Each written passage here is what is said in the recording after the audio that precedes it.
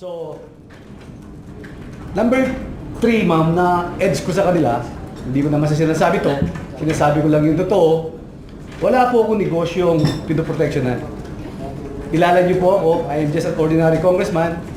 Lahat dyan, mga periodista at mga kasama sa media, kilala naman po ako, na I came from a humble beginning, simpleng pamilya, hindi naman mahirap na mahirap, pero galing po kami sa mahirap na pamilya.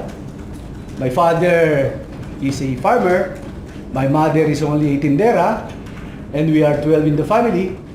I am the youngest.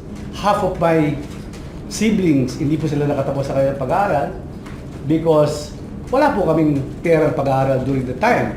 Wala pong congressman during that time may libreng scholarship sa ating mga estudyante ngayon.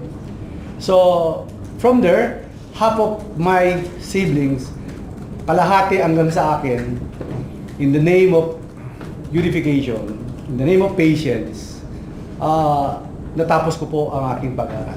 Wala po akong naman ng puder sa aking mga magulang. Wala po akong naman ng kayamanan sa aking mga magulang. At ang tanging naman ako po ay pinaka-importante, ang edukasyon. Ang edukasyon ang naging behikulo ko sa lahat ng pinuntahan ko ngayon.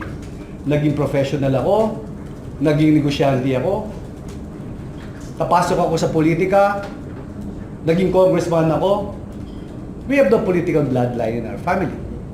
And I am the first politiko sa aming pamilya. So wala po akong pinoproteksyonan.